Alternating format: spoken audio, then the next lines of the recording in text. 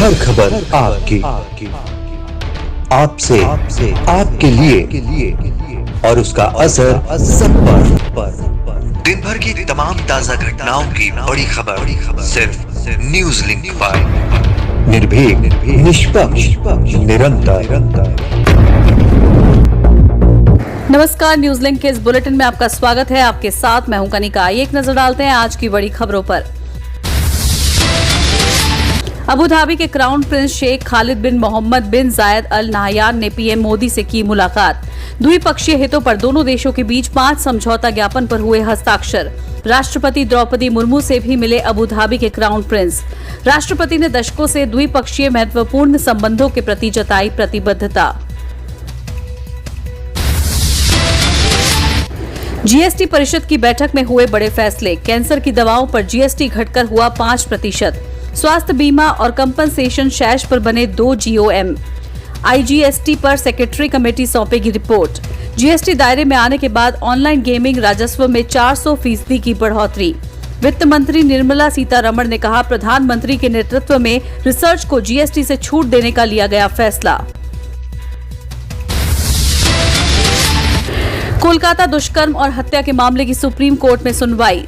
CJI ने FIR दर्ज करने में 14 घंटे की देरी पर जताई चिंता। मामले में सीबीआई से मांगी गई स्टेटस रिपोर्ट। अब अगली सुनवाई 17 सितंबर को।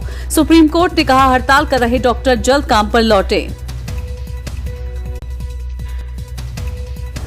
डॉक्टर के साथ दुष्कर्म और हत्या मामले पर टीएमसी सरकार पर भाजपा हमलावर। मुख्यमंत्री ममता बनर्जी पर लगाया संविधान के भक्षक होने का आरोप। कहा, लोगों की मांग मामले में हो बंगाल सीएम की गिरफ्तारी और पॉलीग्राफ टेस्ट। विदेश मंत्री डॉक्टर एस जयशंकर रियाद में भारत खाड़ी सहयोग संगठन के विदेश मंत्रियों की पहली बैठक में हुए शामिल। विदेश मंत्री ने भारत और खाड़ी देशों के बीच संबंधों को और मजबूत बनाने के प्रति जताई प्रतिबद्धता। जीसीसी बैठक के मौके पर रूस के विदेश मंत्री सरगेई लावरोव से भी मिले विदेश मंत्री। भारतीय सेना में कौशल बुद्धि को प्रोत्साहित करने के लिए भारतीय सेना और भारतीय वायुसेना ने गति शक्ति विश्वविद्यालय के साथ साइन किया एमओयू। रक्षा मंत्री राजनाथ सिंह ने कहा, ये समझौता सेना और राष्ट्रीय सुरक्षा को मजबूत करने के लिए महत्वपूर्ण कदम। हरियाणा में कांग्रेस और आम आदमी पार्टी के बीच गठबंधन में फंसा पेंच। आप ने अपनी पहली लिस्ट में 20 सीटों पर उम्मीदवारों के नाम का किया ऐलान। पहली लिस्ट में कांग्रेस के खिलाफ 11 सीटों पर उतारे उम्मीदवार। तैयारियों के बीच आपको भी लगा बड़ा झटका। आप नेता रंजीत उप्पल ने थामा बीजेपी का दामन। वक्फ बोर्ड में बदलाव पर फिर भड़के असदुद्दीन ओवैसी। बीजेपी पर बोला हमला। कहा, वक्फ बोर्ड को खत्म करने में जुटी शैतानी ताकतें। 90% जायदादों के कागज नहीं, बीजेपी अपने मेंबर बना देगी। देश में अमन चैन नहीं चाहता आरएसएस। मुस्लिमों से साजिश कर रहे हैं फिरका परस्त दल।